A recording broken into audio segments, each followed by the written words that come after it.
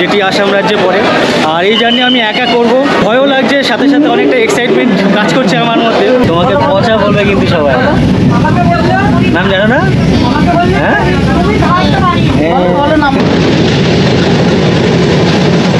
আমাদের ট্রেন পুরী ঝড়ের ন্যায় দৌড়াচ্ছে, মাঝে মাঝে সবুজ ধানের ক্ষেত আর মাঝে মাঝে ছোট বড় পাহাড়ের এমন সুদৃশ্য আমি এর আগে কখনো দেখিনি।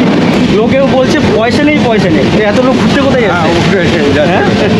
পয়সা ঠিকই আছে, পয়সা ঠিক আছে না? ডাল আছে, পাশে হচ্ছে এক পিস রসগোল্লা আছে। সরাইঘাট সুপারফাস্ট এক্সপ্রেসের 5 নম্বর halt Malda town.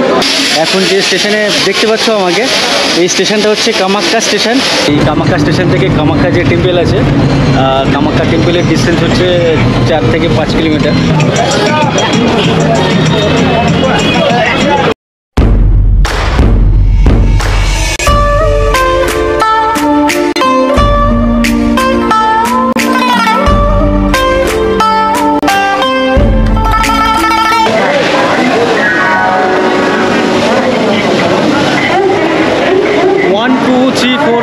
Saraighat superfast express.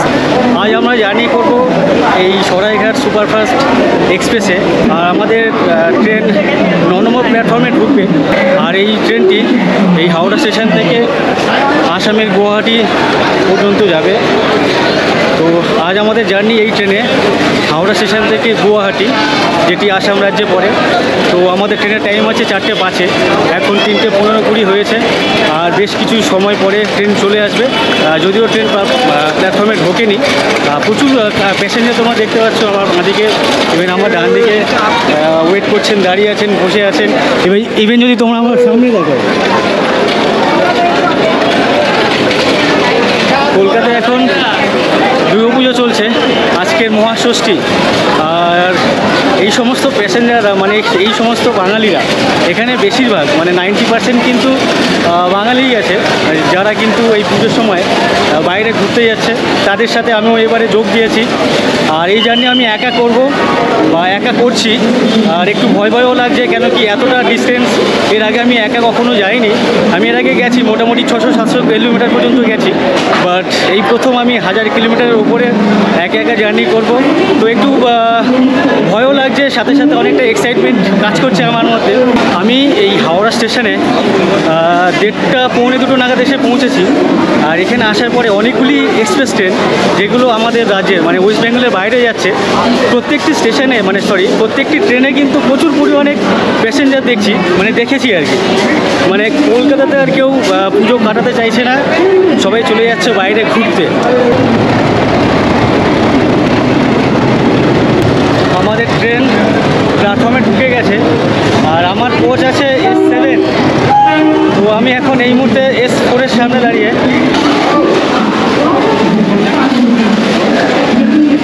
চলে এসেছি আমাদের কোচ S7। ট্রেন প্ল্যাটফর্মে জাস্ট দাঁড়ালো, আমার সিটে উঠে যায়। আমার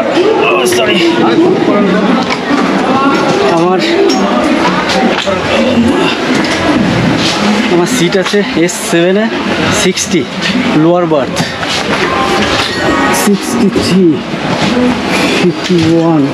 আমার সিট নাম্বার ছিল 60, মানে S7-এ 60 লোয়ার বার্থ।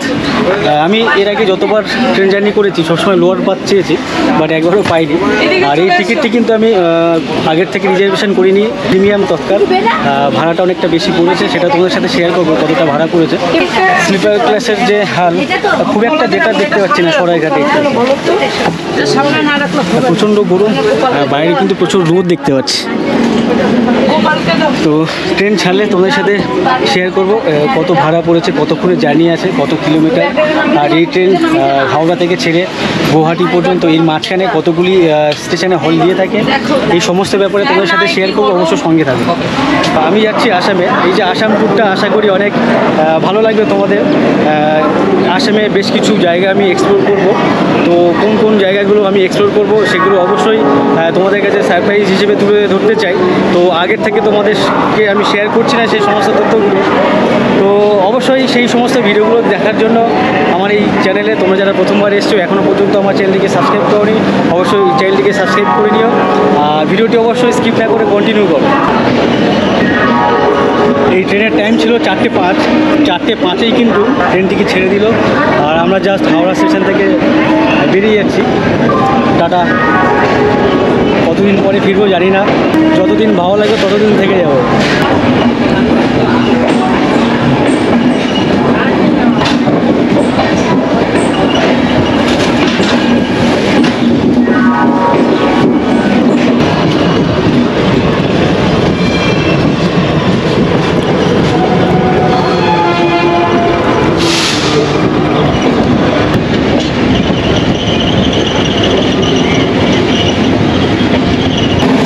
তোমাদেরকে বলি, হাওড়া থেকে গুয়াহাটির ডিস্টেন্স 997 কিলোমিটার, মানে প্রায় 1000 কিলোমিটার। আর সময় লাগবে একদম 18 ঘন্টা। মানে আজকের 4:05-এ ট্রেনটি ছেড়েছে হাওড়া থেকে। আগামীকাল 10:05-এ, সকাল 10:05-এ গুয়াহাটি গিয়ে পৌঁছবো আমরা, প্রায় 18 ঘন্টা। হাওড়া থেকে গুয়াহাটি পর্যন্ত এই 1000 কিলোমিটারের মধ্যে মাত্র 13টা স্টেশনে আমাদের এই ট্রেন হল্ট দেবে। আর প্রথম হল্ট দেবে বর্ধমান স্টেশনে। হাওড়া থেকে বর্ধমানের ডিস্টেন্স 95 কিলোমিটারের আশেপাশে। আর তোমাদেরকে বলে রাখি, এই ট্রেনের স্লিপার ক্লাসের ভাড়া হচ্ছে 520 টাকা। আজকে 20 তারিখ, এই 20 তারিখের আগে মানে গত মাসে 27 তারিখে আমি এই ট্রেনের টিকিটটা করেছিলাম। তখন কিন্তু ওয়েটিং লিস্ট ছিল। তো ওয়েটিং লিস্ট কিন্তু আমি গতকাল পর্যন্ত দেখেছি, কনফার্মের কোনো জায়গা পাইনি। আর যার জন্য বাধ্য হয়ে আমি তৎকালে টিকিটটা কেটেছি। ট্রেনের আবার তৎকালও আছে, আবার প্রিমিয়াম তৎকালও আছে। আমি টিকিট কেটেছি প্রিমিয়াম তৎকালে, আর যার ভাড়া পড়েছে 1280 টাকা, মানে 1300 টাকা। আর তৎকালে এটা যদি আমি কোনো স্টেশন থেকে কাটতাম সেক্ষেত্রে আমার ভাড়া পড়তো 620 টাকা। আর যেহেতু এটা প্রিমিয়াম তৎকাল, তার জন্য এর ভাড়া পড়েছে 1280 টাকা, মানে প্রায় 1300 টাকা। আর সেই টিকিটটা আমি নিজে কাটিনি, আমি কোনো এক এজেন্টকে দিয়ে কাটিয়েছিলাম। সে আমার থেকে নিয়েছিল একটা 300 টাকা। 1300 আর 300, 1600 টাকা দিয়ে আমি এই ট্রেনে যেতে পারছি আজকে। তো এই জার্নিটা কেমন হয় অবশ্যই তোমাদের সাথে শেয়ার করবো। অনেকটা লম্বা জার্নি, আর একটু অনেকটাই এক্সাইটমেন্ট লাগছে। একা একা জার্নি করছি, একটু নার্ভাসও লাগছে, ফিল করছি আমি।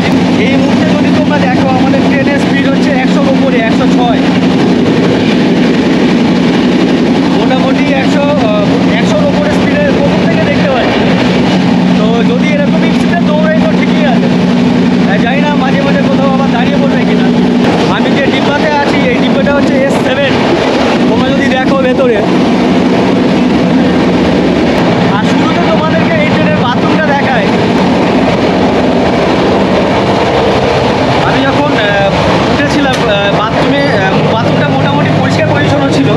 তোমরা যদি এর বাথরুমটা দেখো, ঠিক এমনটাই দেখতে পাচ্ছ।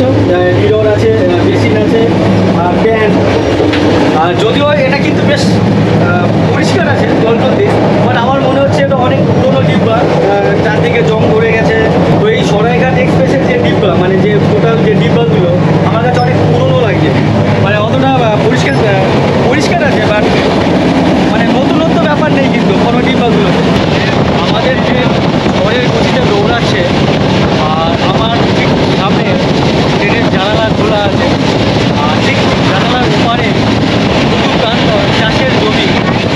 আর আমার চোখে মুখে যে আলোর ছটা এসে লাগছে তোমরা দেখতে পাচ্ছ, অনেকটা মায়াবী লাগছে আমার। তোমরাও একটু দেখো।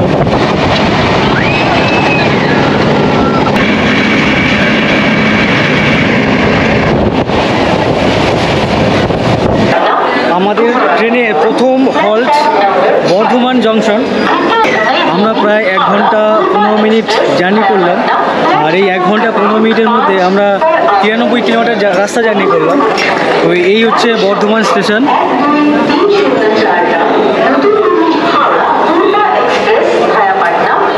এখানে অনেকের সাথে আমি কথা বলছিলাম। 3 মাস মাস 3.5 মাস আগে টিকিট করেছে, বাট তারপরে ওয়েটিং লিস্টে। তো তার জন্য দেখতে পাচ্ছি প্রত্যেকটি বগিতে মানে ডিব্বার ঠিক মিডিলে, আমার পেছনে দেখতে পাচ্ছ, ইভেন আশেপাশে দেখতে পাচ্ছ বেশ অনেক প্যাসেঞ্জার কিন্তু যারা বাথরুমের বাইরে, বাথরুমের যে গেট সেই গেটের পাশে বসে, ইভেন আমার পেছনে যে প্যাসেজ দেখতে পাচ্ছ, এরকম প্যাসেজে কিন্তু আমি অনেককে বসে এদের দেখছি আর কি। আমি যেহেতু এই ট্রেনে মানে সরাইঘাট এক্সপ্রেসে প্রথম জার্নি করছি, আমার কোনো আইডিয়া নেই। তো আমাকে আমার বেশ কয়েকজন বন্ধুবান্ধব আমাকে বলেছে, ইভেন এখানকার বেশ কয়েকজন প্যাসেঞ্জারও আমাকে বলছে যে আসামের জন্য কিন্তু এই সরাইঘাট এক্সপ্রেস বেটার, অনেক স্পিডি, 18 ঘন্টায় পৌঁছে দেয় হাওড়া থেকে গুয়াহাটি, বাট অন্যান্য ট্রেনে 22 ঘন্টায় 23 ঘন্টা সময় নেয়, যার জন্য লোকজন কিন্তু এই সরাইঘাট এক্সপ্রেসটাকে প্রেফার করে। আর তার জন্য প্রত্যেকটা গেটে এরকম দেখতে পাচ্ছ প্রচুর প্যাসেঞ্জার যাদের টিকিট কনফার্ম হয়নি, প্রত্যেকটা গেটেই দেখতে পাচ্ছি। এখানে দেখতে পাচ্ছ, এখানে দেখো, তো এরকম প্রত্যেকটা গেটে কিন্তু বেশ 15-20 জন করে কিন্তু মানে বসে আছে, দাঁড়িয়ে আছে। ইভেন শুধু যে বসে আছে এমনটা না, বসার জায়গা নেই, দাঁড়িয়ে আছে। যে যেখানে পাচ্ছে প্যাসেজ সে সেখানে পা গুলি দিচ্ছে, মাথায় গুলি দিচ্ছে। ইভেন একটা সিটে দেখছি বেশ 2-3 জন করে বসে আছে। মানে যদিও এটা জেনারেল কামরা না বা জেনারেল বগি না, জেনারেল ডিব্বাও না, তারপরে কিন্তু লোকজন একাধিক একটা সিটে 2-3 জন করে এক্সট্রা বসে আছে। ইভেন আমার সিটে, আমার যে সিট, আমি বর্ধমান স্টেশনে নামার পরে তোমাদেরকে দেখানোর পরে আমি যখন আমার সিটে ব্যাক করি, তো গিয়ে দেখি 3জন মহিলা বসে আছে, 2জন মহিলা একটা বাচ্চা ছেলে বসে আছে। তো আমি ওনাদেরকে জিজ্ঞাসা করলাম যে তোমাদের টিকিট বা আপনাদের টিকিটটা কোথায়, এই সিট আপনাদের কি না? তো বলছে আমাদের না। তো আমি বললাম তাহলে উঠুন। তারপরে ওনাদের হাজবেন্ড এলেন, আসার পরে বলছে মহিলা আছে, ছেড়ে দিন, বসে যাক, সময় হলে আমরা তুলে নেবো। তো আমি এটাকে নিয়ে একটা কেওয়াজ বা একটা ঝামেলা করতে পারতাম, বাট যেহেতু মহিলা দেখে আমি আর তেমন কিছু বলতে পারলাম না বা করতে পারলাম না। দেখি তাদের একটু ওদিকে যাবো। তো এরকমই ভিড় কিন্তু প্রত্যেকটা বগিতে। জানি না কলকাতার লোকজন বাঙালিরা এত আসামে, বা শুধু আসাম বলে না, যে কোনো জায়গায় মানে কলকাতা থেকে পুরো সময় থাকতে চায় না কেন বুঝতে পারি না। প্রায় শুনি বাঙালির হাতে পয়সা নেই, কিন্তু এই ওয়েস্ট বেঙ্গলের বাইরে যে সমস্ত ট্রেন যাচ্ছে, সেই সমস্ত প্রত্যেকটি ট্রেনে প্রচুর পরিমাণে বাঙালি প্যাসেঞ্জার, তাই কাকু? হ্যাঁ, লোকেও বলছে পয়সা নেই। এত লোক ঘুরতে কোথায় যাচ্ছে? হ্যাঁ, পয়সা ঠিকই আছে। পয়সা ঠিক আছে না?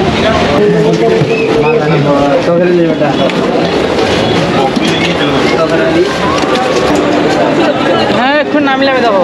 আমরা জাস্ট রামপুরহাট স্টেশনে এসে পৌঁছালাম। এই স্টেশনটা হচ্ছে আমাদের ট্রেনের 3 নম্বর হল্ট। হাওড়া থেকে এই রামপুরহাটে আসতে সময় নিল 3.5 ঘন্টা। আর হাওড়া থেকে এই রামপুরহাটের ডিস্টেন্স হচ্ছে 205 কিলোমিটার। শুয়ে ভাবছিলাম, হালকা খিদে পাচ্ছে।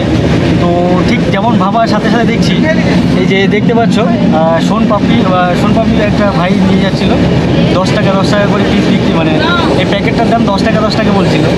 তো আমি ওকে বললাম দেখি তোমার সোনপাপড়িটা কেমন, মানে প্যাকেটটা পুরোপুরি ভরা দেখতে পাচ্ছ। তো আমি ভাবলাম 10 টাকার এতগুলো সোনপাপড়ি দিচ্ছে। তো পরে আমি যখন প্যাকেটটা খুললাম, তারপরের কেসটা দেখো, এই যে পেছনে যে প্লাস্টিকটা দেখতে পাচ্ছ, অনেকটা উঁচু করে এইভাবে আমাকে দিয়েছে। দেখো দিয়ে মানে এখানে খুব বেশি হলে মানে এতটুকু আমার হাতে যদি দেখি, ঠিক এতটুকু সোনপাপড়ি আছে। নর্মালি আমাকে বোকা বানিয়ে চলে গেছে। এখন বাজে 7:50, 8টা। অনেকেই দেখছি, মানে আমি 7টা থেকে দেখছি সবাই খেতে আমাকে দিয়েছে, মানে ডিনারটা আর কি। তো আমি ওই সোনপাপড়িটা খাবো বলে, আপনার হালকা খিদে পাচ্ছিলো, খাবো বলে তো ওকে ডাকলাম। তো ঠিকঠাক পরে এই IRCTC মানে ট্রেনের যে প্যান্ট্রিকারের লোকজন মিল করে চিৎকার করছিল। তো আমি একজনকে ডাকলাম, ডেকে জিজ্ঞাসা করলাম কত করে যাচ্ছে, মানে কি প্রাইস। তো আমাকে বললো ভেজ নিলে 140 টাকা, ভেজ নিলে 150 টাকা, আর ডিম নিলে 160 টাকা, মানে 10 টাকা বেশি। তো ওরা কী দিয়েছে তোমাদেরকে দেখায়। তোমরা দেখতে পাচ্ছ ডাল আছে, পাশে হচ্ছে 1 পিস রসগোল্লা আছে, সাথে 2 পিস ডিম আছে, আর এদিকে হচ্ছে আলু পটলের তরকারি, রাইস, আর এই প্যাকেটটা এই প্যাকেট হচ্ছে মিক্সড আচার, আর সাথে হচ্ছে এক্সট্রা ভাত দিয়েছে। তো খেয়ে দেখি কেমন, তারপর তোমাদেরকে জানাচ্ছি। খুব ভালো বলবো না, বাট খারাপও বলবো না। ওভারঅল খারাপ না, তবে এক্সপেন্সিভ। 160 টাকা এর জন্য অনেকটা বেশি। তো ঠিক আছে, কিছু করার নেই, যেতে হবে। সরাইঘাট সুপারফাস্ট এক্সপ্রেসের 5 নম্বর হল্ট মালদা টাউন। মানে আমরা যে ট্রেনে জার্নি করছি, হাওড়া থেকে এই মালদার ডিস্টেন্স হচ্ছে 329 কিলোমিটার, মানে 330 কিলোমিটার। আর সময় অ্যাপ্রক্স লেগেছে 5.5 ঘন্টা। 9:15 এই মালদা স্টেশনে পৌঁছানোর কথা ছিল, বাট এখন 9:30 বাজে। জাস্ট 15 মিনিট ডিলে করে এই মালদা স্টেশনে এসে পৌঁছেছে। তো এখন মোটামুটি রাত হয়ে গেছে, আর আমাকে এই লাইট অন করে আমাকে ভিডিওটা বানাতে হচ্ছে। তো কেন কি আমার এই গোপ্রোতে কিন্তু খুব একটা রাতে নাইট ভিশন ভিডিও কিন্তু ভালো হয় না। তো যার জন্য আর রাতে তোমাদের সাথে তেমনভাবে কথা বলতে পারবো না।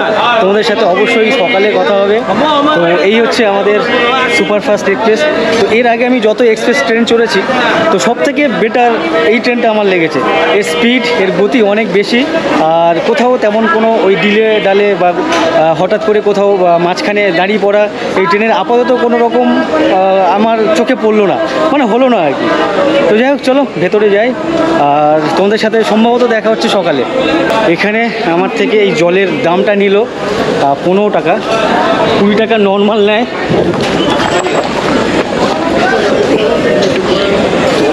জল কিনতে কিনতে লেট হয়ে গেল, দেরি হয়ে গেল। তো নর্মালি এই জল 20 টাকা করে নেয়, বাট জানি না স্টেশনে প্ল্যাটফর্মে 15 টাকা নিল, বললো রেলের জল। আর ভেবেছিলাম 2 লিটারের বোতল নেবো, 2 লিটার শেষ হয়ে গেছে। মালদা স্টেশনে নেমেছিলাম, নেমে ট্রেনে উঠে দেখি চারদিকে পুরো অন্ধকার হয়ে গেছে। মানে সবাই দেখি লাইট ফাইট অফ করে ঘুমিয়ে পড়েছে, মানে শুয়ে পড়েছে। এখন বাজে 9টা 9:30 আশেপাশে। তো লোকজন এত তাড়াতাড়ি কেন ঘুমিয়ে পড়লো বুঝতে পারছি না। আর আমার তো এখন ঘুম হবে না, কারণ এই আওয়াজে, তারপরে এই জার্কিং, আমার ট্রেনে বা বাসে এই নাইট জার্নিতে আমার ঘুম আসে। তো সবাই যখন ঘুমিয়ে পড়েছে, আমি চুপচাপ শুয়ে পড়ি। লাইটটা, যদিও আমি লাইটটা অন করেছি, আমার ক্যামেরার জন্য যে লাইট, সেটাই অন করে কথা বলছি। আর আমাদের ট্রেন এখন মালদা স্টেশন থেকে ছেড়ে কিষানগঞ্জ, আমাদের পরবর্তী হল্ট হচ্ছে কিষানগঞ্জ। যদিও সেটা কিন্তু বিহারে পড়ছে। কিষানগঞ্জের পরে আবার জলপাইগুড়ি, মানে আবার বিহার থেকে, মানে এখন মালদা ওয়েস্ট বেঙ্গল, তারপরে যাবে কিষানগঞ্জ বিহার, ওখান থেকে আবার নিউ জলপাইগুড়ি, আবার ওয়েস্ট বেঙ্গল। তো অনেক রাত হয়ে গেছে, সবাই কিন্তু আমার দিকে বেশ চোখ বড় বড় করে তাকাচ্ছে। তো ঠিক আছে, চলো সকালে দেখা হচ্ছে। Good night.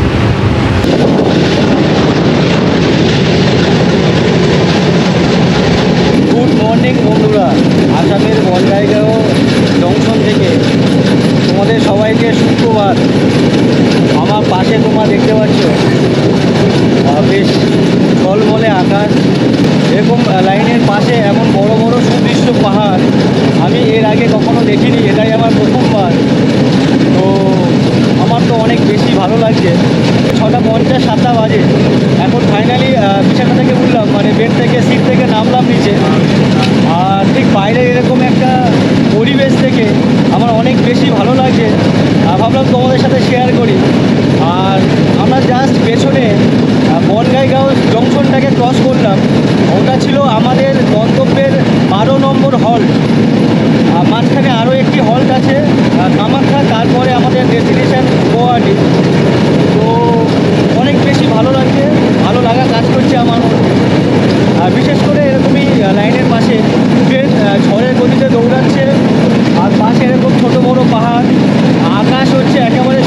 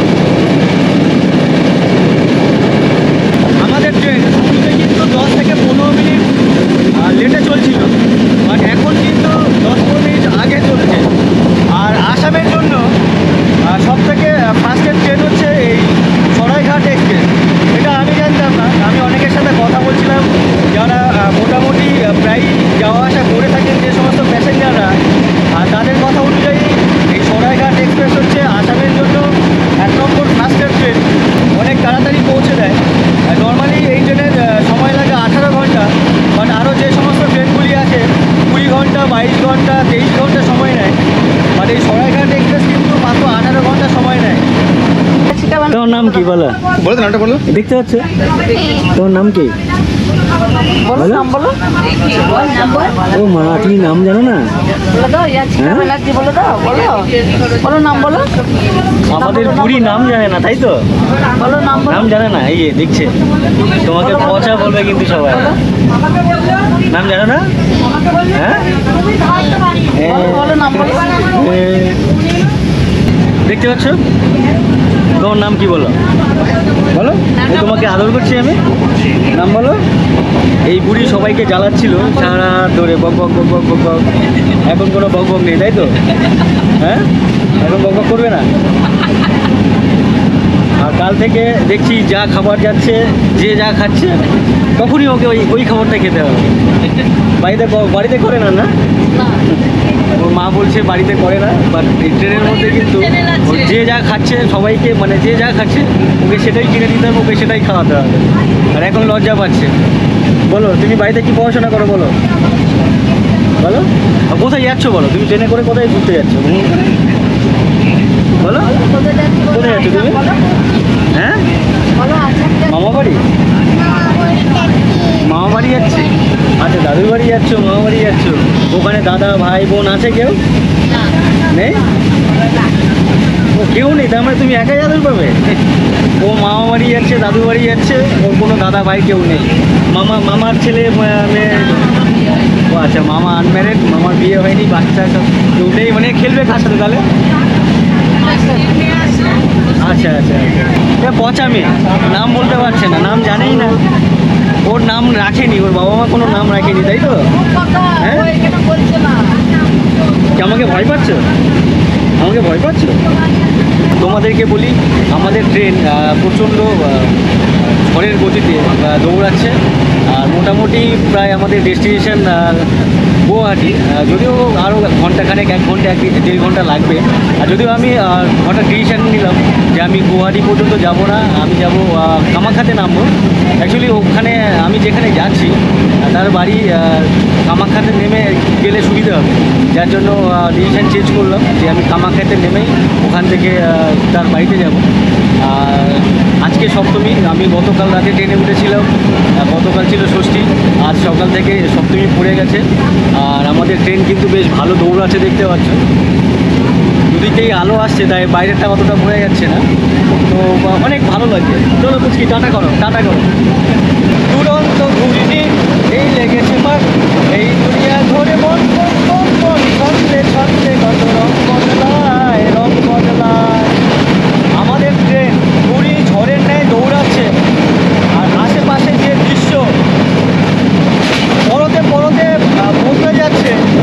মাঝে মাঝে সবুজ ধানের ক্ষেত, মাঝে মাঝে বড় ছোট বড় গাছের জঙ্গল, আর মাঝে মাঝে ছোট বড় পাহাড়ের এমন সুদৃশ্য আমি এর আগে কখনো দেখিনি। আর এই সরাইঘাট এক্সপ্রেসের যে জার্নি, আমার অনেক অনেক বেটার লাগছে, অনেক মজা পাচ্ছি আমি। আর আমার যেগুলো ভালো লাগছে অবশ্যই তোমাদের সামনে আমি তুলে ধরছি। আর এই জার্নিটা আমার কাছে অনেক অনেক অনেক বেশি মজা লাগছে। তো অবশ্যই কেমন লাগছে তোমরা কিন্তু অবশ্যই কমেন্ট করে জানিও তোমাদের কেমন লাগছে। তো এখন জাস্ট বাই বাই করার পালা চলে এসছে। জাস্ট কয়েকটা স্টেশন, 2-3টা স্টেশন পরে আমরা নামবো। আমার ব্যাগ এদিকে দেখতে পাচ্ছ রেডি করে নিয়েছি, ওপরে যে দুটো ব্যাগ, ওই দুটো ব্যাগ আমার। আমি কখনোই দুটো ব্যাগ একসাথে ক্যারি করিনি, তো দুটো ব্যাগই অনেক ওয়েটি। যাই হোক, আমার সাথে আর বেশ কয়েকজন আছে, ওনারাও নামবেন। আর বেশ কিছু প্যাসেঞ্জার আছে, ওনারা গুয়াহাটিতে নামবেন। তো আর ওভারঅল এই ট্রেনের জার্নি আমার অনেক ভালো লেগেছে।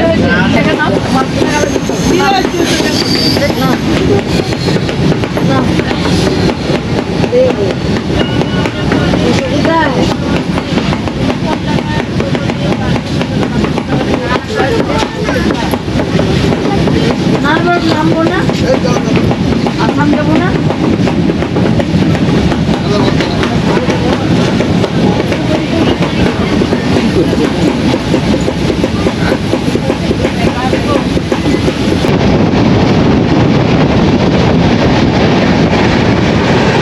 দুর্গা দুর্গা বলে দাও, বলো বলো। ওই যে দেখে নিচ্ছে আর বলবো, হ্যাঁ দেখলাম। না ওইটা তো খেলে লয়ে যাবে টাটা করে দাও বলে দাও তো আমাদের গন্তব্য, আমাদের ডেস্টিনেশন আমরা প্রায় চলে এসেছি। জাস্ট নামবো, প্ল্যাটফর্মে ঢুকে গেছে আমাদের ট্রেন।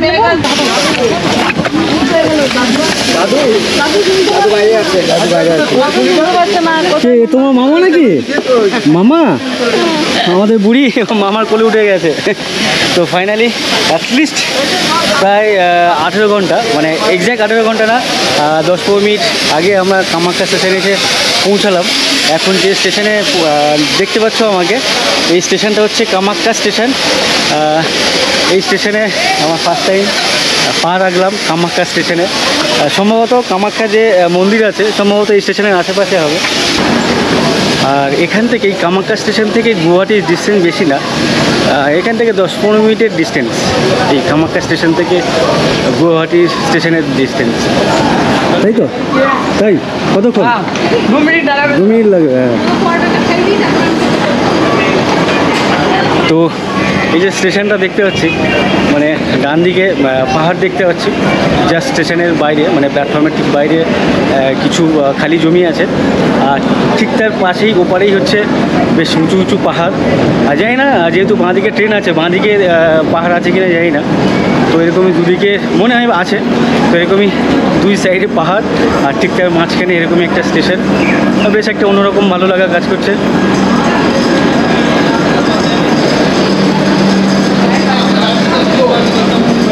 9:57, এখন বাজে 9:57। হাওড়া থেকে আমাদের ট্রেন ছেড়েছিল 4:05, আর এখানে 9:57। যদি 10টায় ধরি মানে 18 ঘন্টা না, 5-10 মিনিট কম আর কি। যদিও ওই 10:05-এর টাইম ছিল গুয়াহাটি স্টেশনে, মানে এখানেই 10টা বেজে গেল দেখতে পাবো। আমি যেখানে যাব তো তার সাথে আমি ফোনে কথা বলবো, কীভাবে যেতে হবে তার থেকে আমি ফোন করে জেনে নিই, তারপর তোমাদের সাথে কথা বলছি। আমি যেখানে যাচ্ছি তাকে ফোন করলাম। আমি যাচ্ছি অ্যাকচুয়ালি আমার বন্ধুর বাড়ি। তো আমি ওকে ফোন করলাম যে আমাকে কোথায় যেতে হবে। তো জাস্ট কামাখ্যা স্টেশনের বাইরে নামতে বললো। এখান থেকে টোটো ধরে বললো মালিগাঁও বলে একটি মেন রোড আছে বা একটা জায়গার নাম আছে। তো টোটো করে আমি ওখানে যাই, ওখান থেকে আবার বাসে যেতে হবে।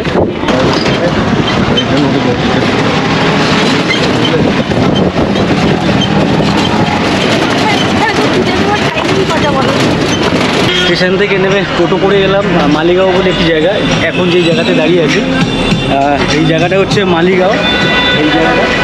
আর এই বাসে উঠেছি, এই বাসে করে যাচ্ছি ঝালরবাড়ি বলে একটি জায়গা, মানে জাস্ট একটা স্টপেজ বা দুটো স্টপেজ পরে হচ্ছে ঝালরবাড়ি। ওখানে যাবে আমাকে আবার নেক্সট বাস চেঞ্জ করতে হবে, তারপরে গিয়ে আমি আমার গন্তব্যে যেতে পারবো। কতক্ষণ লাগবে? 5 মিনিট। তো এখান থেকে মানে মালিগাঁও থেকে ঝালুকবাড়ি ডিস্টেন্স হচ্ছে 5 মিনিট বলছে। কত ভাড়া? 10 টাকা ভাড়া। আর কনেক্টর দাদা বললেন 5 মিনিট লাগবে, মানে বললো জাস্ট একটা বা দুটো স্টপেজের পরে। यहाँ से कामाख्या जो मंदिर है, टेम्पल है, कितना दूर है? कितना दूर आगे? 4 किलोमीटर। আচ্ছা, কামাখ্যা যে স্টেশন, এই কামাখ্যা স্টেশন থেকে কামাখ্যা যে টেম্পল আছে, কামাখ্যা টেম্পলের ডিস্টেন্স হচ্ছে 4 থেকে 5 কিলোমিটার ম্যাক্সিমাম, খুব বেশি না, 10 থেকে 15 মিনিটের মানে গাড়িতে গেলে। বাসে এখানে বাস ছাড়া টোটোও দেখতে পাচ্ছি, মানে সরি অটোও দেখতে পাচ্ছি চলে। তো এখান থেকে স্টেশন থেকে টোটো যায় কি না, মানে অটো যায় কি না যাই না, বাট বাস যায়। এই হচ্ছে এখানকার আসামের বাস পরিষেবা দেখতে পাচ্ছি।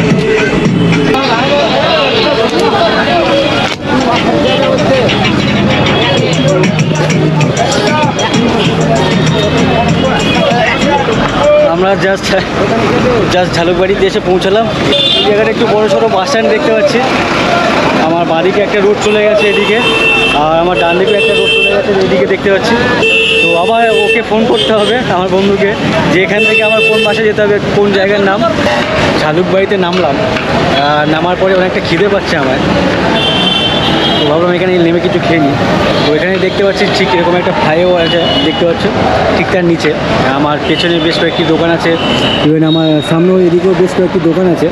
তো এখান থেকে আমি এই যে হাতে দেখতে পাচ্ছ পরোটা আছে, এক পিস পরোটা। পরোটার সাইজটা যদিও অনেকটা বড় ছিল। এই যে পরোটা দেখতে পাচ্ছ, এক পিস পরোটা, আর সাথে হচ্ছে এরকমই একটা ছোট বাটির মধ্যে ঘুগনি দিয়েছে। এর জন্য আমাকে বললো 35 টাকা লাগবে। জানি না এটা সবার থেকে 35 টাকা নেয় নাকি আমাকে দেখে আমার থেকে 35 টাকা নিচ্ছে।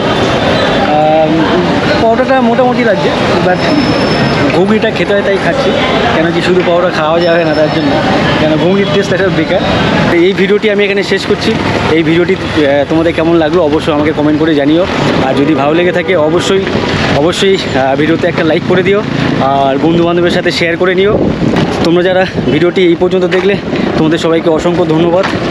আর তোমরা যারা আমার চ্যানেলে প্রথমবার এসছো, আমার চ্যানেলটিকে সাবস্ক্রাইব করোনি, অবশ্যই আমার চ্যানেলটিকে সাবস্ক্রাইব করে নিও। সবাইকে অসংখ্য ধন্যবাদ। চলো, টাটা।